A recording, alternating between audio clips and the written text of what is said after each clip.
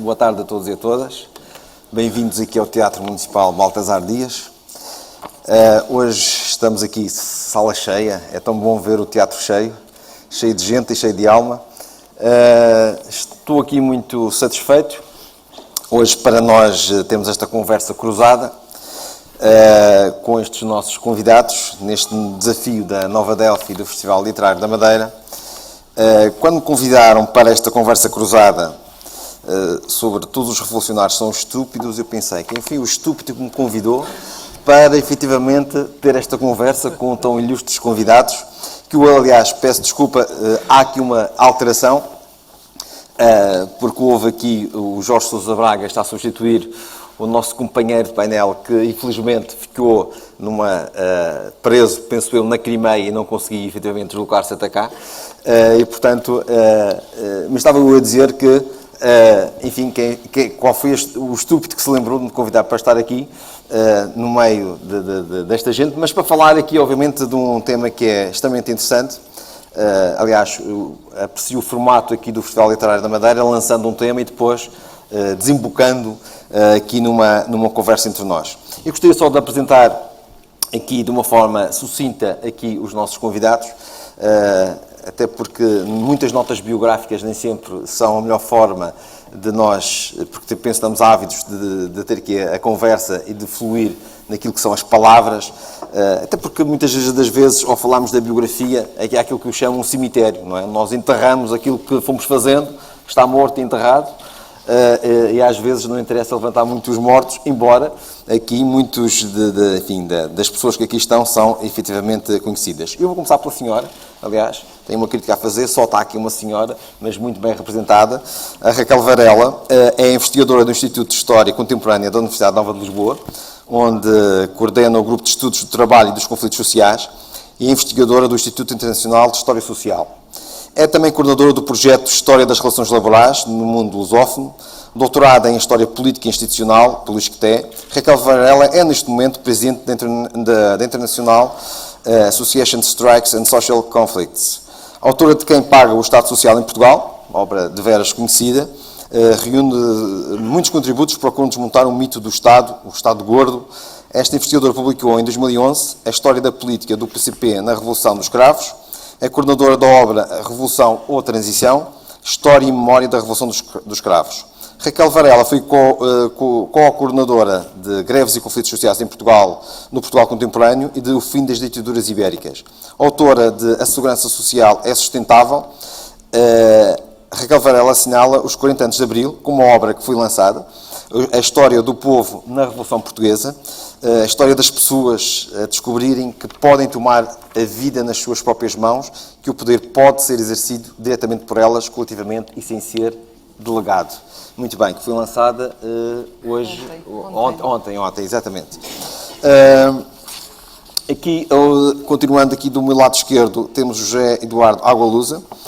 Nasceu no Huambo, em Angola, estudou, curiosamente, Civicultura e Agronomia em Lisboa, e os seus livros estão traduzidos em 25 idiomas. Escreveu várias peças de teatro, Geração W, Aquela Mulher, Chovem Amores na Rua do Matador e A Caixa Preta, estas duas últimas com o escritor Miyakoto. Teve várias bolsas de criação literária, escreveu crónicas para a revista Ler e para o portal Rede Angola, realiza para a RDP África A Hora das Cigarras, um programa de música e textos africanos. É membro da União dos Escritores Angolanos, com 10 romances publicados e 4 coletâneas de contos. As obras de José Eduardo Agualusa, é um nome maior da literatura lusófona, estão traduzidos, como já disse, em mais de 20 idiomas. Aqui, agora do meu lado direito, tenho o Ricardo Araújo Pereira. Nasceu em Lisboa, em 74, ainda é um rapaz novo. Licenciado em Comunicação Social pela Universidade Católica, começou a sua carreira como jornalista no Jornal de Letras. É guionista desde 1998. Em 2003, como sabem, com o Miguel Góes, o Zé Diogo Quintela e o Tiago Dores, formou o grupo humorístico Gato Fedorento e escreve semanalmente na revista Visão e é um dos elementos do programa da TSF Governo Sombra, agora também na versão televisiva na TVI 24 horas. Assina desde março de 2012 a rúbrica Mixórdia de temáticas nas manhãs da Rádio Comercial. E é claro, é sócio do Sport Lisboa e Benfica, portanto, algo que temos em comum. E é, além de bom benfiquista, é efetivamente uma referência nesta nova geração do humor em Portugal. Finalmente, o Jorge Sousa Braga, escritor, nasceu em 1957, é licenciado em Medicina e exerce a especialidade de obstetrícia no Hospital do Porto, cidade onde vive. É poeta, autor de livros infanto-juvenis e tradutor. A sua obra poética tem vindo a revelar-se de uma criatividade notável, presente desde o primeiro livro de Amanhã Vamos Todos Acordar com uma Pérola no Cu, de 1981, uma abordagem dos descobrimentos e da Portugalidade sempre tomada pelo lado irónico e surrealista, com ressonâncias do movimento Beat de São Francisco. Portanto, é um escritor também de referência e passaríamos agora aqui a dar o nosso pontapé de saída, efetivamente, na conversa. E como nestas coisas as mulheres são as que melhor se preparam, aqui a Raquel efetivamente fez o favor de fazer uma abordagem a esta temática e eu passaria desde já a palavra à Raquel. Muito obrigada. Muito boa tarde a todos. Cumprimentar antes de mais os meus colegas de mesa e todos aqui presentes. Eu tinha meia dúzia de histórias para vos contar. A partir desta ideia, todos os revolucionários são estúpidos. Quando começa a Primeira Grande Guerra Mundial, Primeira Guerra Mundial, a Rosa Luxemburgo era uma destacada revolucionária alemã, de origem polaca, estava presa, também presa por se opor à guerra, e escreve, temerosa, ansiosa da prisão: ouço lá fora os trabalhadores, agora soldados, a irem felizes para a guerra. Tocam os tambores e eles tocam alegremente. Vão ser mortos e vão matar e fazem-no com alegria. E os historiadores sempre pensaram que esta ideia era verdade. E tinha qualquer coisa de verdade. A Primeira Guerra Mundial foi uma guerra em que foi mais fácil a mobilização do que a Segunda Guerra Mundial. Sabemos hoje, porém, que das 112 divisões francesas, 68 tinham motins quando os Estados Unidos entraram na guerra. E que nos Estados Unidos, o primeiro chamado à guerra aos americanos, com todas as campanhas patrióticas que se conhecem na história, precisava de 1 milhão de homens. Inscreveram-se, voluntariaram-se 73 mil. Todos os outros se recusaram a ir para a guerra, mas foram-no, porque os Estados Unidos fizeram, como em todas as guerras e todos os governos, leis de forte repressão sobre desertores, sobre refratários. Uma dessas leis chamava-se Espionage Act e proibia todo e qualquer discurso público contra a guerra. Todo e qualquer discurso público contra a guerra. Eugene Debs, um dos fundadores de um dos principais sindicatos, o Industrial Workers of the World, chamado carinhosamente por Wobblies, fez um desses discursos quando foi visitar 2 socialistas na prisão. Partilho convosco. Ele faz este discurso depois de visitar 2 socialistas que se recusam a ir para a guerra na prisão e é preso. É preso sobre o ato de espionagem. E em tribunal ele recusa qualquer tipo de defesa e diz: fui acusado de me opor à guerra. Admito-o. Caros senhores, eu odeio a guerra. E ia me opor à guerra, mesmo que estivesse sozinho nisto, onde tenho muita simpatia pelos que sofrem.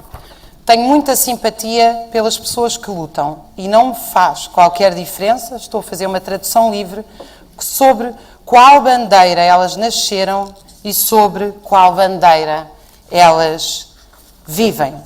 No final da Primeira Guerra Mundial, explodem movimentos revolucionários por todo o mundo. Um deles é na Índia. Em 1919, uma das greves mais participadas de sempre. 125 mil trabalhadores têxteis entram em greve. O governo reage matando 379 trabalhadores. A reação a essa matança é uma onda de fraternidade e de solidariedade por toda a Índia. Um membro do governo indiano constata, triste, passo a citar, uma fraternização sem precedentes entre hindus e muçulmanos. Hindus recebiam água das mãos de muçulmanos. Muçulmanos aceitavam receber água da mão de hindus. No mesmo ano, a Itália começa a revolução que se chama Biênio Vermelho, Biênio Rosso. Giuliotti, então presidente do governo, diz: não posso fazer nada. Se eu colocasse um polícia em cada fábrica ocupada a ser gerida democraticamente em conselhos de operários pelos trabalhadores, eu não teria polícias e tropas suficientes. É sabido entre nós que, estranhamente, os judeus reagiram pouco à brutalidade, ao massacre que lhes foi imposto pela Alemanha nazi. É uma ideia parcialmente verdade, porque muitos dos judeus estavam nas fileiras dos partidos revolucionários e é muito difícil citar 10 nomes de revolucionários sem que bastantes deles sejam judeus. Mas eu quero-vos hoje contar a história de um grupo de estivadores judeus que, contra a ordem de guetização dos judeus em Amsterdão, começa uma greve. Todos os estivadores, nesse dia, 21 ou 22 de fevereiro de 1941, param o porto de Amsterdão contra a guetização dos judeus e depois o seu transporte para campos de concentração. Poucos dias depois, várias fábricas do norte de Amsterdão aderem à greve em solidariedade contra a repressão aos judeus. O Exército de Libertação grego, na Grécia, a Grécia, com a Jugoslávia, é um dos países onde os partisãs, a resistência à Segunda Guerra Mundial, mais dominavam o território. Na Grécia dominavam todo o território. De tal maneira que quando eles conseguem expulsar as tropas de Mussolini e, no fim, conseguem derrotar a Alemanha nazi, e há um momento, no meio da ocupação nazi da Grécia, em que o Exército de Libertação grego organiza uma votação para eleger o governo do país. Nessa votação participam 1 milhão de pessoas.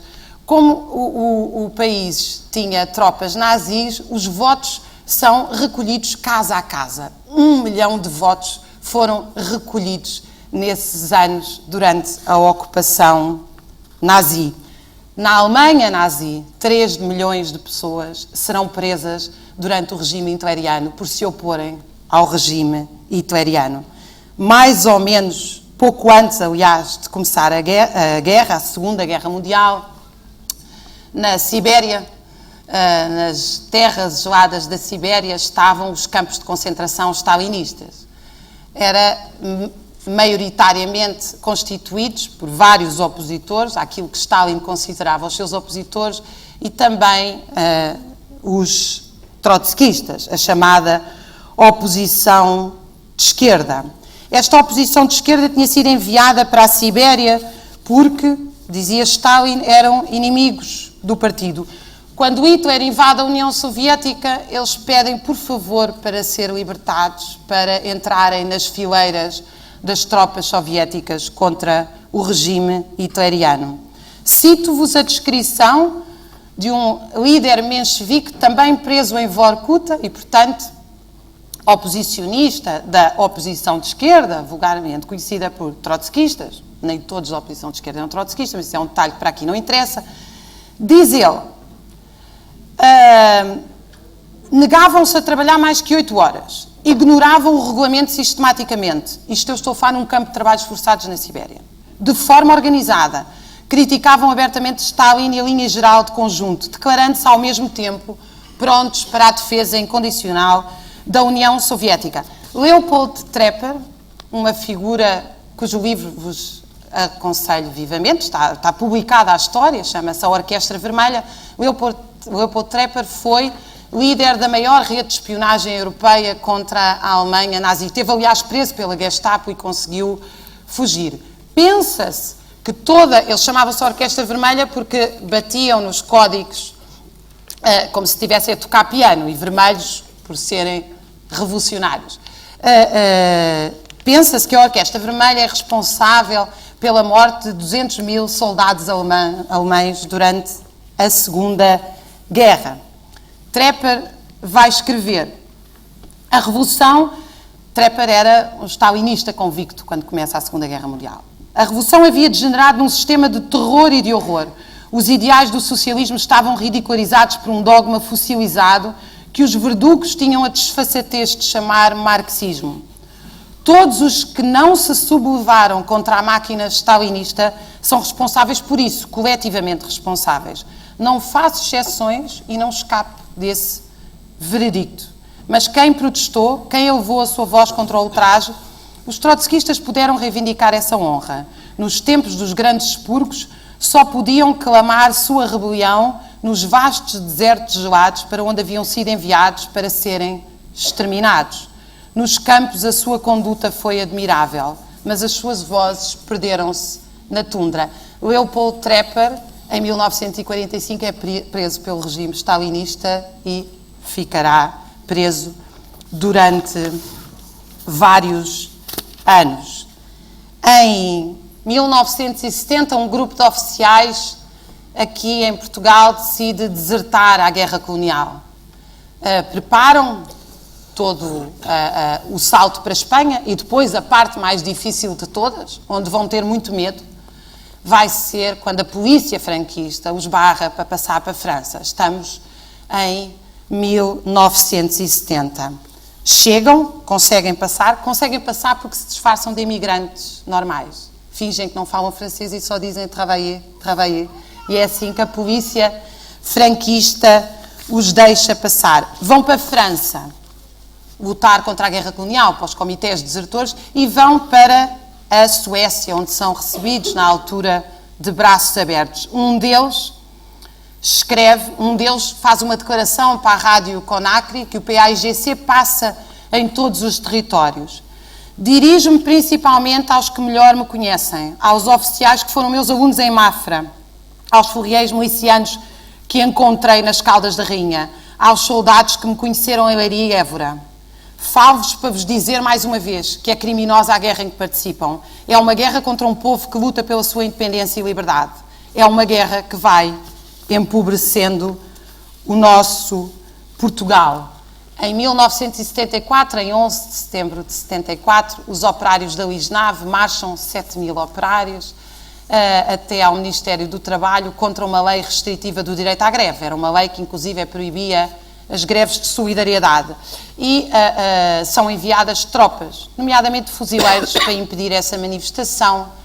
E os fuzileiros, quando chegam à manifestação, alguns começam a chorar e baixam armas e recusam-se a reprimir essa manifestação. Esses mesmos operários da Lisnave, alguns deles, porém, tinham em 1969, durante uma greve de braços caídos, ainda nos estaleiros da Rocha, ali em Lisboa, tinham sido massivamente presos e depois despedidos porque fizeram greve. Pouco antes tinham, primeiro o regime de Salazar, depois de Marcelo Caetano, tenta inventar uma espécie de comitês de empresa onde os trabalhadores, afinal, podiam ter alguma voz. E tinham um contacto com a administração. E os operários da Lisnave elegem um surdo-mudo para seu representante junto da administração. Na empresa Candidinha, na Avenida da República, ocupada por mulheres trabalhadoras durante a Revolução Portuguesa, que agora celebra os 40 anos, uma delas dá um testemunho magnífico à RTP. Elas ocupam a empresa, tomam conta da empresa, a empresa entra em autogestão e têm que fazer piquetes 24 horas por dia para garantir que o patrão não vai lá buscar as máquinas. E uma delas explica assustada que o grande problema dela é que a mãe e o pai não a deixam dormir fora de casa, mas que o piquete é mais importante. E assim, começa também a libertação das mulheres em Portugal, mulheres que não podiam votar, que tinham que pedir autorização do marido para sair do país. Todos os revolucionários são estúpidos. Alguns são. Enfim, a estupidez é democrática, não tem origem em classe social, se me permitem. Há estúpidos em todo o lado e de todas as origens, infelizmente. O que é que distingue um revolucionário, ser estúpido ou não? Não. Não acho que seja isso. Também não sei o que é e vou ficar muito contente de ouvir o que todos aqui têm para dizer. Acho que os revolucionários não se distinguem por ser ou não estúpidos. Distinguem-se talvez por não se enganarem muito a si próprios. Porque sabem que o mundo não vai mudar sozinho. E quando nós não mudamos o mundo muda-nos a nós. Nós, num mundo triste, vamos ficar mais tristes. Num mundo competitivo, vamos ser mais invejosos. Num mundo bruto, talvez daqui a uns anos nós também sejamos brutos. E eu acho que os revolucionários têm consciência disso. Os revolucionários também têm consciência... Os revolucionários não fazem revoluções. Nunca fizeram. As revoluções são feitas pelo povo desesperado. Os revolucionários tentam dirigir as revoluções para evitar que elas acabem em guerras civis ou para conseguir que essas guerras civis acabem em governos vitoriosos dos trabalhadores. Foi assim na história. Mas é preciso, nós também sabemos pela história, que nunca se baixe as armas da democracia e da liberdade. As revoluções bem-sucedidas são revoluções onde as pessoas não deixam dia a dia, hora a hora, de ter um cuidado extremo sobre as suas chefias, sobre os seus dirigentes, sobre os seus representantes. E eu, quase a terminar, deixo-vos uma frase de um outro revolucionário, anarquista, Buenaventura Durruti: o maior funeral de sempre da história de Espanha foi o funeral de Durruti, em 1936, assassinado pelas costas. Não foi um funeral real, foi o dele. Durruti começa a sua longa carreira revolucionária, mais ou menos em 1917 ou 18, assaltando um banco nas Astúrias, e continuará a assaltar bancos no Chile, em Montevideo, e volta à Espanha para liderar parte do exército revolucionário contra as tropas franquistas. Diz Durruti: já se organizaram em coletivos? Não esperem mais. Ocupem as terras. Organizem-se de forma a que não haja chefes nem parasitas entre vocês. Se não o fizerem, é inútil que continuemos avançando. Eu penso, quase a terminar, que esta era a mensagem que vos queria deixar. O grande desafio hoje dos revolucionários não é como é que vamos fazer revoluções. As revoluções são inevitáveis, são impossíveis até se tornarem inevitáveis. As revoluções não são fruto do desejo voluntário e romântico dos revolucionários. As revoluções são ocasionadas dentro dos regimes déspotas desiguais, onde a miséria, a exploração, a imobilidade social, a regressão social, a humilhação, se me permitem, a falta de vergonha, graçam. É aí que as revoluções nascem. Podemos fazer aqui como o Bernardo Soares, neste texto que nos desafiaram, diz ele: afinal isto bem me contentaria se eu conseguisse persuadir-me que esta teoria não é o que é. Um complexo barulho que faça aos ouvidos da minha inteligência, quase para ela não perceber que, no fundo, não há senão a minha tristeza, a minha incompetência para a vida. Esta é a desistência, é o indivíduo. É o indivíduo que procura insistentemente em si próprio o espaço para o mal-estar social.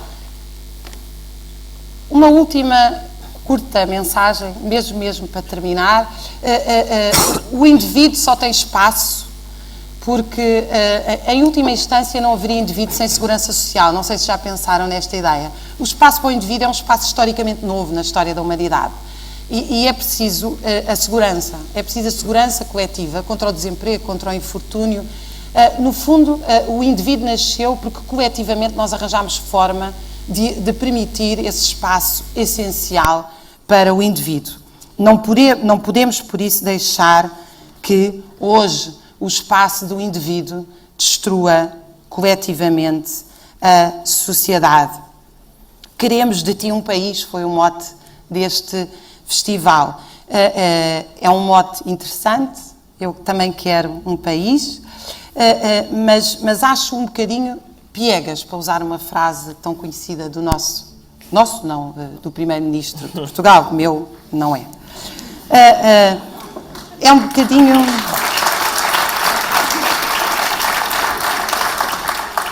Queremos de ti um país que tem um certo queixume e por isso eu propunha-vos, pelo menos para o próximo festival, deixo aqui o desafio, a última frase de uma música do Zeca Afonso. Vamos fazer um país. Obrigada pela vossa atenção.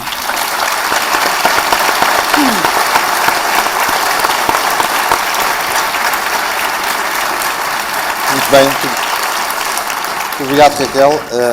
Realmente não tenho dúvidas que a estupidez é democrática. Enfim, nós constatamos isso todos os dias.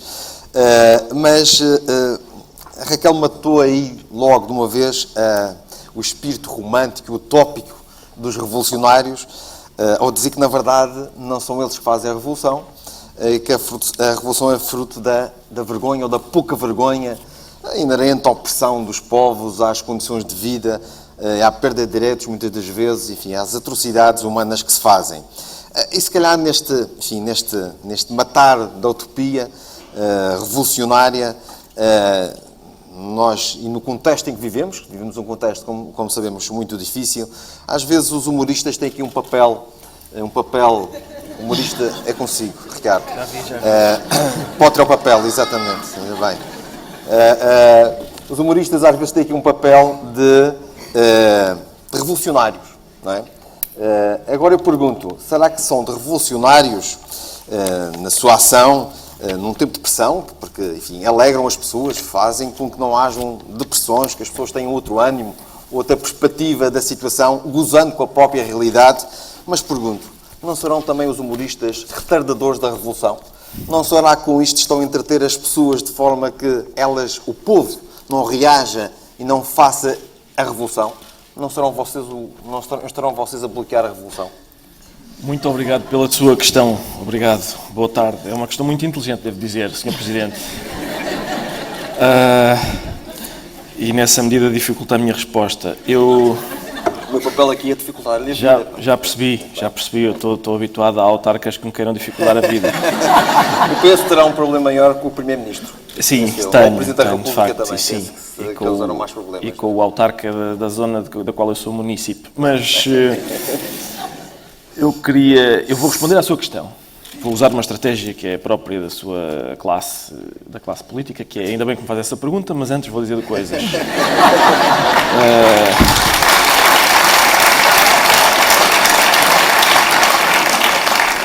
E o que eu queria começar por dizer, e aliás isso, enfim, é uma informação que eu creio que a sala palpita de curiosidade para saber, eu fui comer lapas. Fui comer lapas e peixe grelhado e bebi vinho branco, bastante. E no fim o empregado ainda me ofereceu um belíssimo bagaço da Madeira. E portanto eu sinto-me nas condições ideais para comentar a frase de um homem que morreu de cirrose. De facto, o Fernando Pessoa escreveu, através do seu heterónimo Bernardo Soares, que todos os revolucionários são estúpidos. E eu devo começar por dizer que, em primeiro lugar, tenho muito apreço por revoluções em geral e pela nossa em particular. Eu nasci 3 dias depois do 25 de Abril e, por isso, não vivi um minuto em ditadura, excetuando a vida inútero, mas fora do corpo da minha mãe não vivi um minuto em ditadura e agradeço muito a todos os revolucionários que me permitiram fazer isso. E não sei onde é que é com esta história, mas peço desculpa, como já referi, estive a beber. É no bagaço. Exatamente. Não, o que eu queria dizer era o seguinte, o 25 de Abril, para mim, vamos lá ver, antes de mais nada, só para nos situarmos acerca do 25 de Abril, eu não gosto de militares, eu não tenho apreço pela ética militar, não gosto daquele... É raro haver qualquer coisa no mundo militar que me agrade. E embora eu goste do povo, enquanto conceito abstrato, a demonstração prática do povo enquanto pessoas que se aglomeram em torno de acidentes ou que se juntam para insultar as carrinhas que levam os arguidos ao tribunal ou que votam em massa no cavaco. Eu tenho menos apreço por essa demonstração prática do povo. E, no entanto, o 25 de Abril foi feito pelos militares e pelo povo. E isso às vezes acontece. Um casal muito feio dar um filho muito bonito. Que foi para mim o que aconteceu. E eu todos os dias agradeço o 25 de Abril porque eu devo a minha profissão ao 25 de Abril. O 25 de Abril para mim, mais do que uma revolução, é uma cunha. Porque eu tenho este emprego por causa do 25 de Abril. Não o teria se fosse... Enfim, se houvesse uma polícia política que policiasse aquilo que eu digo. Agora, dito isto e dito o meu apreço pelas revoluções, eu creio que essa, em primeiro lugar, a frase do Bernardo Soares, todos os revolucionários são estúpidos, é uma frase que vários heterónimos do Pessoa, se calhar devia fazer outro ponto prévio, que é, eu não estou aqui a fazer nada, porque eu não sei de revoluções, não sei de literatura, não sou especialista em Pessoa e, portanto, eu gostava que anotassem isto, que tudo o que eu digo é para não escrevam, está bem? Não tomem apontamentos. Eu não tomaria. Mas acho eu, como leitor, enfim, veraneante de Pessoa, que há muitos heterónimos do Pessoa, por exemplo, Alberto Queiro, que partilham esta perspectiva sobre os revolucionários sendo estúpidos. E é uma posição que é mais estética do que ideológica. Ou seja, o que ele diz é basicamente o seguinte, e são vários os heterónimos, como eu disse, que acham a mesma coisa, que é o curso do mundo é uma espécie de onda de tsunami. E ter a pretensão de o condicionar é estúpido. É por isso que ele diz que os revolucionários são estúpidos. O mundo, dizem muitos heterónimos da Pessoa, o mundo é para ser contemplado e não para nós irmos interferir nele. Creio que é isso que ele pretende dizer. Ele morreu de cirrose, mais uma vez, deixem-me. O que é que eu queria dizer? Queria dizer que, de facto, às vezes eu sinto isso. Sinto que desistir é mais ajuizado do que ter a pretensão de interferir. E com isso eu queria chegar à minha... Ricardo, peço desculpa interromper, então. Sim, mas não faz muito bem. É desistir, mas então será que são mais estúpidos os revolucionários e mais espertos aqueles que ficam no sofá a assistir à revolução ou à espera do resultado da revolução? Sim, pois lá está. Eu não digo que são mais espertos, digo que talvez seja mais ajuizado no sentido em que, primeiro, aleija menos, segundo, tem-se menos de ilusões no sofá do que indo para a rua empenhado em alterar as coisas e muitas vezes esbarrando contra uma parede. E eu queria, a propósito da sua questão, que é muito pertinente, acerca do meu trabalho... Não, eu registro a sua questão. Pode ter efeito. Não, o bagaço não permitiu que eu... Não, eu sei exatamente onde é que o senhor queria levar.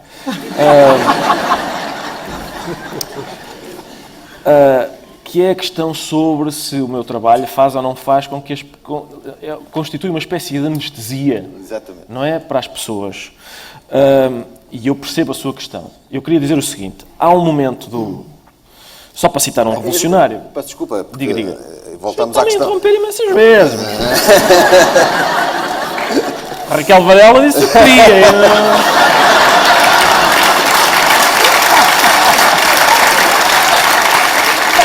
Mas há uma razão, Ricardo, é que a Raquel é mais bonita do que o Ricardo. Pois, está bem.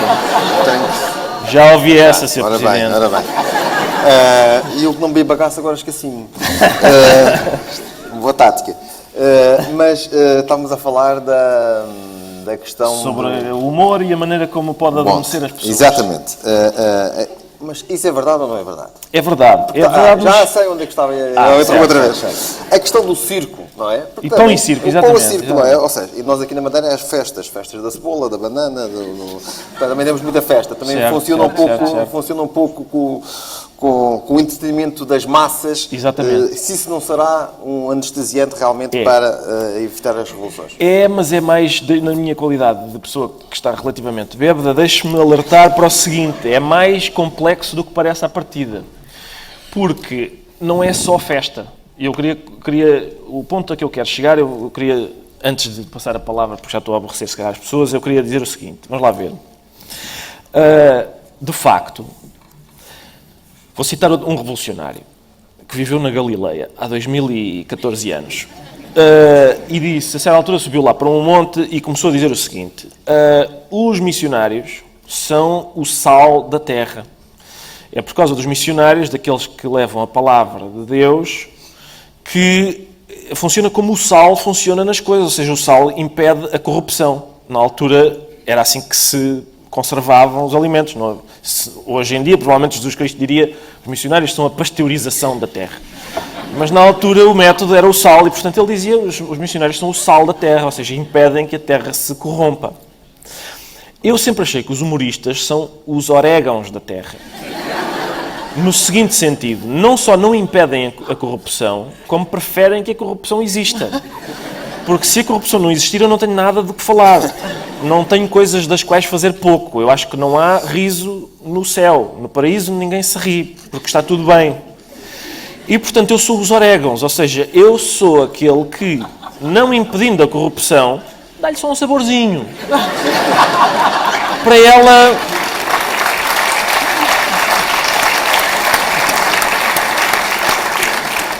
para ela escorregar mais facilmente. Eu tenho a certeza que ela não acaba, mas ao menos é mais fácil de engolir assim. E, portanto, nessa medida, é isso que eu me referia quando digo que é um pouco mais complexo. Eu queria contar uma história só, e vou já acabar. Uma vez, um partido de extrema-direita colocou um cartaz no Marquês de Pombal, que é a principal praça da cidade de Lisboa. E o cartaz dizia, estrangeiros fora daqui, tinha um avião a levantar voo, estrangeiros fora daqui... nacionalismo é solução, coisas desse tipo. E os meus amigos e eu telefonámos a um advogado e perguntámos qual é a multa que nos pode calhar por pormos um cartaz ao lado deste? E eles disseram, no máximo, se vos for aplicada a pena máxima, são 5.000 euros. Nós dividimos aquilo por 4 e pensámos, é uma piada um bocadinho cara, mas se calhar vale a pena. E pusemos um cartaz ao lado, em vez de ter um avião a descolar, tinha um avião a aterrar e dizia... venham mais estrangeiros, só com portugueses não vamos lá, como 8 séculos de história documentam, e, portanto, basicamente era isso. E no dia seguinte, os jornais todos nos telefonaram para saber o que era aquilo. E como os jornais fazem muitas vezes, era uma pergunta de resposta múltipla. Eles ofereciam-me a hipótese de escolher uma resposta. E as hipóteses que eu tinha eram um movimento cívico à margem dos partidos, de cidadãos independentes que colocam, enfim, várias respostas, quase todas destas. E a minha resposta foi, não, aquilo é uma piada. E no dia seguinte, esse jornal publicou, eles dizem que aquilo é só uma piada. Eu nunca disse só uma piada, porque para mim uma piada não é só uma piada. Dizer só uma piada para mim é como dizer, sim, aquilo entre Dom Pedro e Dona Inês era só amor. Exato, parece que houve um barulho entre 1939 e 45, mas foi só uma guerra. Para mim, uma piada não é só uma piada, é uma coisa bastante mais importante. E isto porquê? Porque, e se calhar subscrevendo a ideia da estupidez dos revolucionários, e tendo pena de eu não ser mais estúpido, ou seja, é das poucas vezes em que eu tenho pena de ser ajuizado, eu sei que há coisas que eu não consigo combater. E a comédia é uma maneira de reconhecer essa impotência. E a comédia, para mim, serve para isso. Serve para, reconhecendo a impotência, tornar a derrota um bocadinho mais doce. Ou seja, para mim não é surpreendente que a maior parte dos epitáfios e das últimas palavras das pessoas sejam humorísticas. Vou só contar este episódio e passo a palavra, já não sei quem é. A ver que... Sim, vou-me aproximar do fim. Quantos segundos a mais é que eu já tenho do que a Raquel Varela? O São Lourenço, já agora é uma história magnífica, o São Lourenço é um santo que morreu grelhado, morreu numa grelha.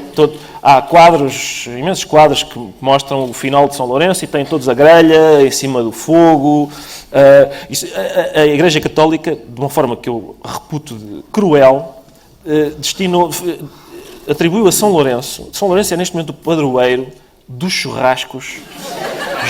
Juro, é a coisa mais cruel que eu já vi na minha vida. E dos chefes de cozinha, um homem que morreu grelhado. E reza a lenda que São Lourenço está a ser grelhado, e as últimas palavras são, ele diz para os seus carrascos, este lado já está, podem virar.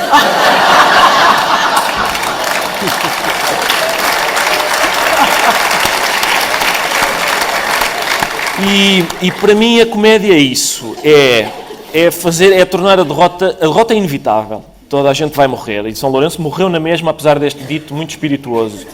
Mas a derrota tornou-se um nadinha menos amarga por causa disso. É só isso, é uma derrota menos grave. É só isso que a comédia faz. E, portanto, não é revolucionária. Se calhar vamos ter outra ronda e eu vou falar mais sobre isso. Eu queria só dizer que, para mim é um prazer estar aqui hoje, porque já defendi a Raquel Varela na televisão, sendo que ela não precisava de mim para a defender para nada. Já estive com o José Eduardo Agualusa em Macau. José Eduardo, teremos sempre Macau. E Jorge Sousa Braga é um poeta que eu recomendo a toda a gente. Há um livro que reúne todos os seus livros, pelo menos os livros até certa altura, que se chama O Poeta Nu, que inclui o primeiro livro que se chama De Manhã Vamos Todos Acordar com uma Pérola no Cu, o segundo que se chama A Greve dos Controladores de Voo, o terceiro que se chama Plano para Salvar Veneza, acho eu, e a minha crónica na revista Visão chama-se Boca do Inferno, por causa de dois poetas. Um, que já morreu há algum tempo, que é o Gregório de Matos, que é português. Os brasileiros fazem sempre isto. Ele foi para o Brasil e os brasileiros dizem que ele é brasileiro. Dizem que ele é brasileiro, que o Padre António Vieira é brasileiro. Os brasileiros gostam muito disto. Veio para cá, é nosso. A gente... Mas são espertos, porque... o Roberto Leal continua a ser vosso.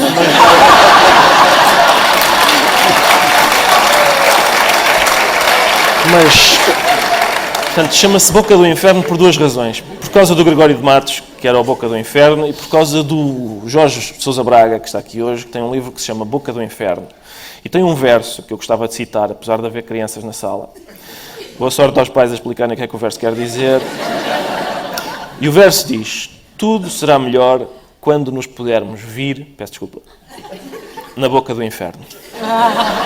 E esse é um verso que eu acho que também define a comédia, ou seja, que o prazer e a transgressão na cara do medo é isso que a comédia faz. E mais uma vez é uma vitória muito reduzida. Então é só isso. Depois, se calhar, voltamos a falar.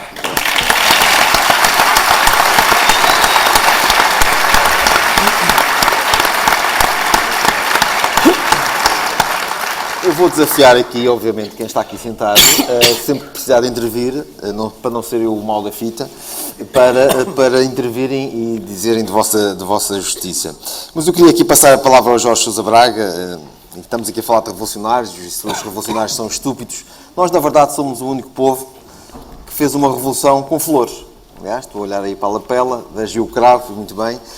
E não seremos nós mais estúpidos do que os outros? Quem é que faz uma revolução com flores? Parece-me que os tunisinos também fizeram.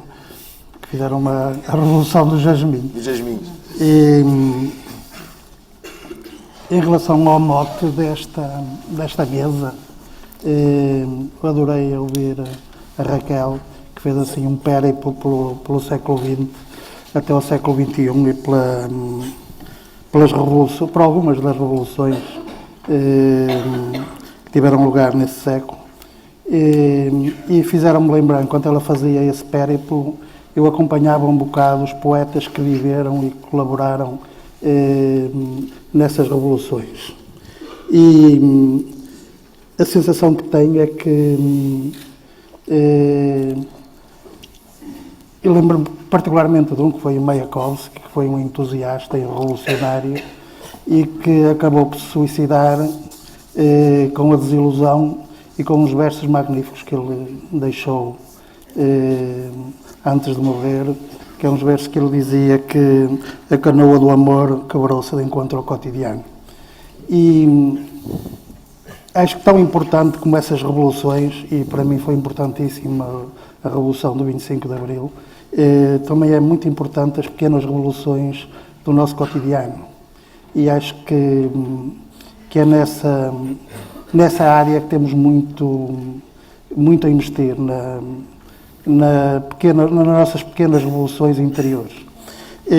Como falou em Revolução das Flores, eu lembrei-me, já caí aqui de paraquedas, lembrei-me de um poema que tinha escrito já há bastante tempo e que se poderia aplicar aqui à Madeira, que é um poema que se chama A Revolução das Flores. Correspondendo a um apelo subterrâneo, há vários dias que as dálias, as cinerárias, os gerânios e as hortênsias se recusam a florir e os jarmineiros e as violetas a exalarem o seu aroma penetrante. De entre as rosas foram as vermelhas as primeiras a aderir. Comitês de flores que se formaram espontaneamente em todos os jardins reivindicam o direito de florir em qualquer estação do ano. Medidas eficazes contra as arbitrariedades dos floristas, a extinção pura e simples das estufas. Uma nuvem de pó cobre a cidade. Em vão a polícia controla os portos e as fronteiras. A explotação de bulbos e sementes foi suspensa entretanto. Na Madeira, o movimento foi desencadeado pelas estrelícias. Tulipas que viajavam de avião e se destinavam a abastecer o mercado londrino murcharam coletivamente. No Extremo Oriente, crisântemos negros invadem as ruas de cidades como Tóquio e Pequim. Apanhadas desprevenidas, as borboletas, abelhas, vespas e outros insetos ensaiam agora perigosos voos sobre os transeuntes. Às 16 horas, numa conferência de imprensa realizada no Jardim de São Lázaro, um grupo não identificado de flores, mas entre as quais se podia facilmente reconhecer alguns amores perfeitos, proclamou o estado de felicidade permanente nos jardins.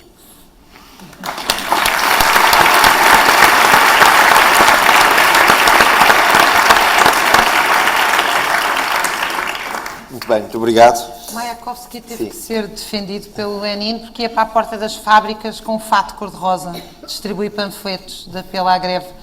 E aquilo causou um verdadeiro escândalo dentro do Comitê Central do Partido Bolchevique, o fato cor-de-rosa do Mayakovsky. Exatamente. Ainda bem que alguém o defendeu. Mas ainda em relação a isso, fez-me lembrar, quando estava a pensar na relação entre poetas e revolução, e entre poetas e estupidez, e revolução e estupidez, lembrei-me, há uma série de poemas ao Stalin, aliás deve haver imensos poemas ao Stalin, mas de poetas, ou de grandes poetas, e de diferentes visões da mesma pessoa. Estou a lembrar-me de um lado, por exemplo, da Anna Akhmatova e do Ossip Mandelstam, que eram epigramas satíricos, e do outro lado lembro, por exemplo, do Pablo Neruda e do Aragão, que tinham poemas encomiásticos. Acho que é uma tragédia, mas que é uma tragédia inevitável para muitos poetas saber onde se situar no meio da revolução. E às vezes dá coisas destas, dá coisas que no mínimo são trágicas. Não é?